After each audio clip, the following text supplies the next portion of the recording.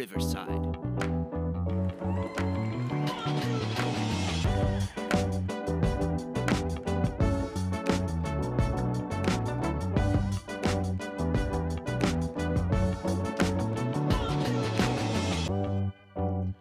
Hey, welcome everybody to Blue Banner Postgame. We're live here from Vegas as the Jays take down the Ducks 76-66.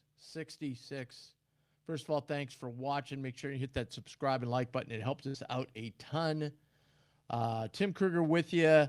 We won't have, unfortunately, we won't have any coach or player. They're getting ready to get on a plane and get the heck out of here. So there was no time. So I'm just back in my cozy home away from home here in Vegas at the Mandalay Bay, and we're going to run down the game. We want to have your thoughts on the chat. Make sure you put your thoughts in the chat. If we get enough, we'll pick a winner, and you'll get a prize that we will announce shortly. Jays 76, Oregon 66. Wow, I woke up this morning, I was shocked that the Jays were a favorite. Then they went from, like, I think Oregon was a small favorite, then it was an even game, and then it went up to 2.5, which, that just shows you the effect of Biddle not being in Oregon's lineup. When he's totally 100% healthy, he's a load. He can go inside, outside. He is sort of a similar player to Freeman, like not the beast they had in there today, but so I don't know, but he is a good player. Don't get me wrong, but this is just not a very good Oregon team right now, and that's not to take away anything what the Jays did today, because the first half of the Jays really, I think in the second half of that first half, Jays really got it going and really effective, but nonetheless, Oregon was really dreadful from the outside. Oregon, 3-pointers today. They were 1 for 15, 6%. Now, that's not a Dana Altman team. And that's crazy. I mean, it's just epically bad.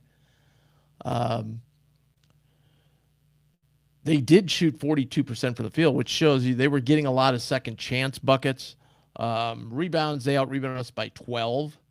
At one point, we'd close that gap early in the second half down to like 4, and then they just crashed the glass so hard the rest of the half. We gave up a bunch of rebounds there in the second half. But hey,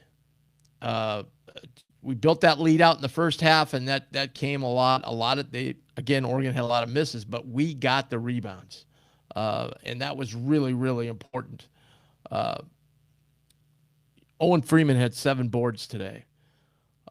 Blake Harper went 18 points, 9 rebounds. Tremendous game from Blake after he kind of disappeared the game before. But he looked comfortable. He didn't take as many threes today, which I think is a good thing. He got down low where he's so effective. He either makes it or he gets fouled down there. Now, some of their size prevented him from scoring as easy as he usually does, but he was still getting downhill and into the lane, and that was a key factor today. Josh Dix tried to get in the lane and get some shots off. He wasn't that effective, but he was 3 for 8, 2 for 5 from 3, and he scored 8 points. The Jays overall from 3 today were 5 of 17, so they didn't, if I told you before the game we're going to get out rebounded by 12 and go 5 for 17 from 3, you'd have said, well, there's another Jays loss. But no, kind of a comfortable win. That got scary there for a minute. Oregon battled back, cut that 15-point halftime lead down to 1. But the Jays responded, got a big 3. Nick Graves hit a big 3 down the stretch. And that's kind of, when he practices before games and in practice as well, that's kind of his shot, like that little dribble and then sidestep and then shoot it. And he's pretty effective in that shot. So, big shot from Nick Graves that kind of sealed the deal. Owen had 14 and 7, Harper 18 and 9, Nick Graves 12 and 4. Still not and 5 assists today. That's a huge deal for Nick. 5 assists. He hasn't been racking up the assists very often, and big assist day from Nick Graves. 5 assists, 1 turnover. So there you go. That was huge for the Jays today. especially the turnover mark. They only had 4 turnovers today, which against Oregon and sometimes that Oregon pressure. Oregon really was a team who turned it over today. Oregon had 9 turnovers, so that was the difference as well. And the fact that the Jays just, shot lights out from the free throw line. 19 to 21. We scored 12 more points at the free throw line. Difference in the ball game right there.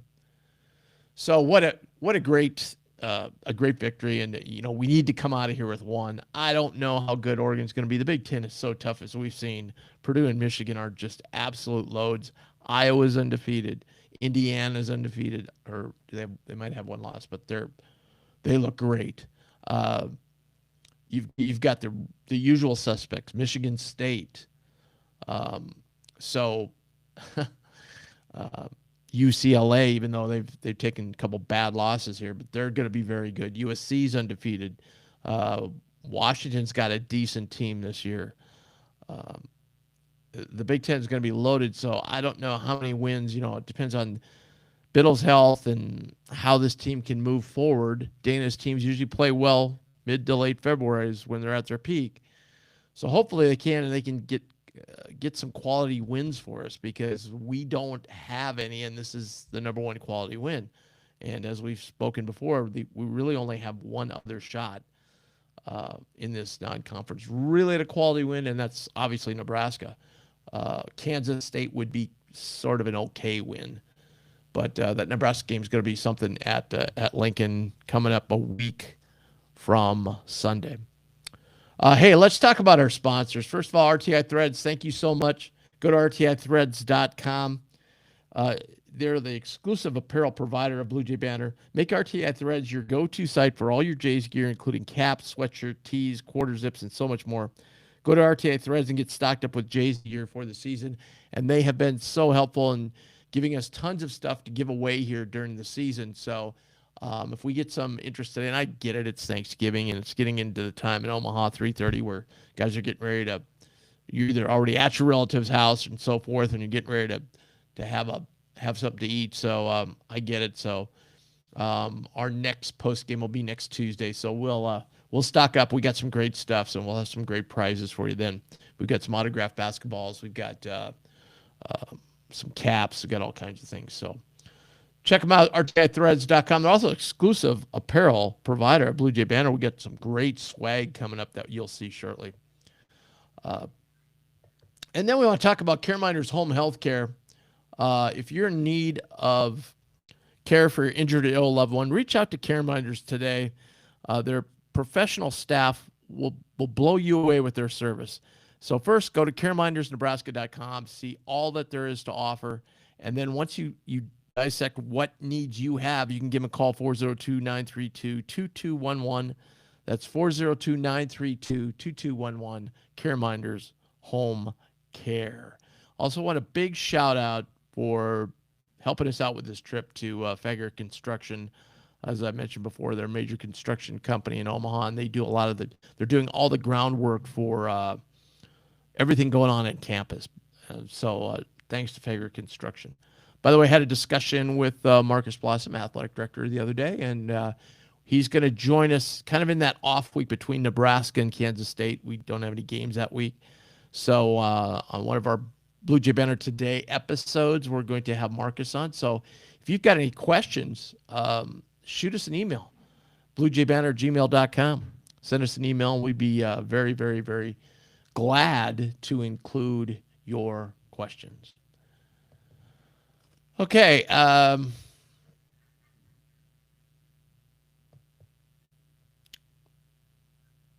So, I mean, if we go down the players today, I said Owen Freeman kind of first time all year had really good back-to-back games. I thought he was aggressive there, hit the boards. He's got to finish, man. He probably missed about 3 or 4 easy finishes at the hoop. Hopefully he can do that going forward, but we really need him to take care of that. And then, but he was great on the boards early on and even late in the game. Jason Green has a steady game, 9 points, 3 rebounds, 4 assists, though. And I thought he was active, very good defensively today, too. Josh Dix, as we said, we talked about earlier, eight rebounds, 8 points, 3 rebounds, 3 assists. He played a majority of the minutes today, 35 minutes, and did not have a turnover, which is very impressive, especially against the pressure that Oregon puts on defensively. I said Nick Graves had his best game in a while, 12 points, 4 rebounds, 5 assists. He's still got to learn to finish a little better. I think the size at this level is bothering him a little bit, but if he can get in and finish a little more, I thought today he looked a little more comfortable out there. And a big game for Nick. 1 of 3 from 3. He also logged 33 minutes. And then Blake Harper had one break where he had a defensive breakdown, and Mac was a little disappointed in him and took him out for a while. But it was easy to see when he was in the game. Oregon didn't have a whole hell of a lot of answers for him on the when we were on the offensive end. So just another great game by Blake. 18 points, 9 rebounds. I like the way he's the one guy kind of reminds me of Baylor, where kind of swooping in to get rebounds. I see that a lot out of Blake, which very happy with. He also played 35 minutes, so we logged some minutes today from our starters. Not the whole shift change thing that we've been going through lately. Off the bench, Karim Khan is really starting to grow on me. We've had some good backups, and we just had Fred here. But Kalkbrenner just played so many minutes that it was hard for Fred to get on the floor and get into a rhythm. But Conan really is a very good offensive rebounder. Just has a sense for where the ball is going to be, and he's really good at finishing at the rim too. He was the one that was the least bothered by the sides. He had a couple blocked, but I thought, for the most part, he was pretty good at getting the ball up and getting shots. Oregon had 8 blocks today. Wow, tremendous. Back to the box score. So another guy came off the bench, played a little bit today. Maybe not as big a role as he has had, and that was Hudson Greer. He played 13 minutes, 1 of 5 from the field, 1 of 4 from 3. Wasn't as marksman-like from 3 as he has been the last few games. But again, hustles his tail off out there. Fedor, I thought, looked more comfortable out there today, too. Knocked down 4 big free throws in the first half. It kind of helped us extend the lead. And Ty Davis gave us good minutes again at the point, coming off the bench. And Isaac Trout didn't really have much available to him today, but he did. There was a couple times today I noticed he had really good defensive effort. So great job by Isaac, and great job by the team to get this victory. Moved to 4-3. 4-3 looks a hell of a lot better than 3-4. And we, as we said, we've seen Mac's teams struggle in these stretches around Thanksgiving and into December. Now if we could string 4 more together in the non-conference and then sandwich in between there's going to be 2 conference games. 2 very winnable conference games, by the way, at Xavier. Xavier could be the worst team in the league this year. And Marquette, who has been struggling mightily, we bring them home. So we've got a great chance to at least pick off, let's see, we've got 6 games before the new year.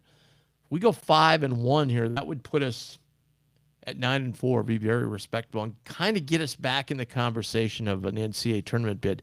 We're going to have some quality wins in the Big East, to knock off UConn or St. John's. One of those 2 obviously would be just enormous. But let's just see how this plays out. This year, Nebraska is going to help us, not hurt us, as far as the metrics go. So that's good. Iowa State's one of the top 10 teams in the country, no doubt about it, especially when they're at full health. I think Baylor's really injured right now, and they came out of this tournament 2-1.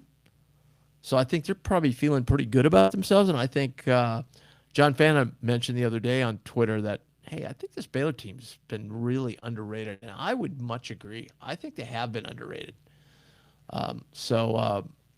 Again, Jays win 76-66. Let's go to the chat. Got Rob in here, a loyal viewer of our shows. Thanks, Rob. He goes, I know Oregon's struggling and Biddle was out, but it was great that win. It was a great win that we desperately needed. Harper was great. Defense was better. Turnovers were way down. Absolutely, our turnovers. That was the big key today. We survived the rebounding thing because we didn't have turnovers. Key play of the game was that and one that Graves hit that kept us in the lead, and they cut it to one. It was a key play, and one of the few times he finished down in there in traffic. Saw some toughness and resolve today. Yeah, so, Rob brings up a good point that kind of carries over. We saw growth and improvement and positives in that Baylor game. Then we took a big step back in the Iowa State game, a couple steps back. Today we brought that back again. So we just needed a competitive game against a good team and a decent performance and a win, and that's what we got today. So thanks, Rob. If you want to contribute to the show, just go to the chat down below and give us your thoughts. And you have to be a subscriber, by the way, to do that. So make sure you're subscribed to our channel, and you'll be able to give us your thoughts on the game.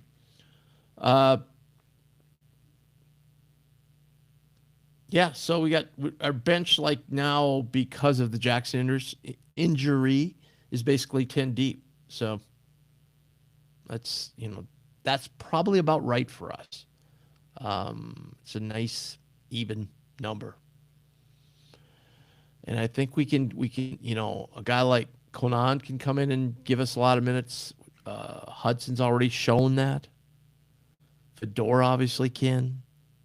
So we've got three guys right there that can give us a lot of minutes, so we can easily mix and match them into the rotation. Not to mention Isaac and Ty also can give us tons of minutes. So I think we're in really good shape now as far as the way everything rolls out with the minutes and so forth. I really like where we're at as far as the minutes and so forth. Unsung hero of the game. The Unsung hero of the game is sponsored by RTI Threads. Don't forget they have Creighton jerseys of your favorite players, which is really, really, really a cool thing. You can get, jerseys of any players. You can also get jerseys with your name on them. So check that feature out. They have them in all sizes, including kid sizes. So that's great. And then any other apparel for the seasonal too, just a non-branded fleece and so forth as well. You can get specialized printing done by RTI Threads as well. They just have so much to offer. So check them out today by going to rtithreads.com. Unsung hero today. Let's see. I'm gonna go Josh Dix just because he did log 35 minutes, but he had to handle that ball a lot today and was under a lot of pressure and just didn't turn it over today. That's so key. So that was big. So I'm gonna give it to Josh Dix. Worst call of the night, sponsored by CareMinders Home Health Care. If you're in need of any care for your injured, ill, or senior loved one, give CareMinders a call. They have personal providers who can help with grooming, dressing, meal preparation. Takes a load off of you. And if you have been like in my situation in my life a couple of times, and once most recently, where you have a parent or a mother-in-law, father-in-law, whatever, that needs some care, it's really nice to be able to lean on a company like CareMinders to take care of all the things for you. Because let me tell you, it's a real hassle, especially when you get family members involved and they all have a different opinion. It's really helpful to have a one-stop shop. And that's why it's important you go to caremindersnebraska.com, check out all they have to offer, and then give them a call, 402-932-2211. Thanks, CareMinders, and Jim and everybody over there has been so great for us. We really, really, really appreciate it. I don't really have a bad call. The Oregon fans were really upset with the call. They thought it should have been on Blake Harper late in the game, but they called the other play. They actually went, I think, to look at a hook and hold. and discussed it a long time and decided not to go. If it had been a hook and hole, we'd have got 2 free throws out of the deal too. So, I'm trying to. Another one doesn't come to mind immediately. I thought there was a couple times when Blake went in, drove in, he got a lot of contact, no call. Same with Graves. Same way once I think Hudson got pushed inside and there was no call. So it was pretty physical, especially second half. Everything, the Oregon offense was down on my end of the court, and it was really, really physical in there, really physical. And I think, that may have resulted in some of the non-calls that we thought maybe should have been calls, but that's it. That's it for Care Miners and RTI Threads. Really appreciate it. We don't have any more chat, so we're going to let everybody go and enjoy turkey. Really appreciate everybody watching. A lot of you people watch this later tonight or tomorrow morning. Awesome. Make sure you hit subscribe and like. We're growing each and every day by small increments. We want to keep boosting that up. A couple of things. So no more Blue Jay Banner today, the rest of this week. None tomorrow. And then we'll be back Monday with tons of info for you. And we will also on Tuesday have a preview of Nichols, our opponent Tuesday night. And then volleyball selection show is on Sunday. So make sure you're aware of that. The Jays really have an outstanding shot to get to host twice, which would be enormous for us. Ava Martin, by the way, player of the week in the country last week. So congratulations to her. Number 2 draft pick overall in the Pro Volleyball League as well. By the way, I can report successful surgery for Jackson McAndrew. He went up to Minnesota with his folks. He's going to rest up there for a while and then come back next week. So congratulations at the successful surgery, and now just a road back to recovery. He's got to stay off that foot for a while and then can start rehabbing. So we're excited about that.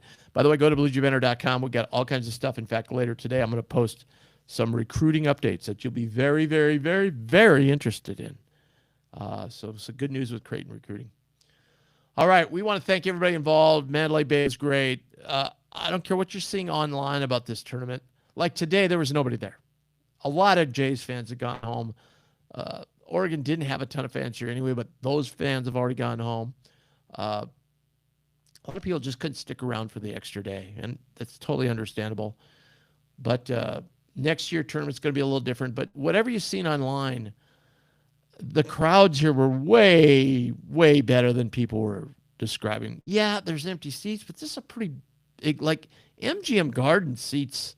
I want to say they seat 19 or 18,000, but they had it blocked off in sections, so it was probably like about a 10,000 seat arena. I would say that's very similar to the Mick Alter Arena here at Mandalay Bay too. And there were some games, there were tons, like the Gonzaga Alabama game. There was a huge crowd for that game. Like the ends, there's not people, but the sides are all full. Way better attended than last year. Way better. The Orleans Arena, some of you folks are familiar there, that's not nearly as big as arena as these two. Not nearly. So if you remember, we had some pretty good crowds for some of our games there. If you put that in here, it would look about the same. So this tournament's only going to grow. We've signed up for another 4 years, Creighton has, so we're not going anywhere. The timing may be a little different. We may not have to come during this Thanksgiving week to play, which I would really prefer, and I think a lot of fans would prefer. So hopefully that works out next year. And more to come on that. We got a whole year to discuss all that. Thanks so much for watching. Really, really, really, really appreciate it. And happy Thanksgiving, everybody. And we will talk to you on Monday.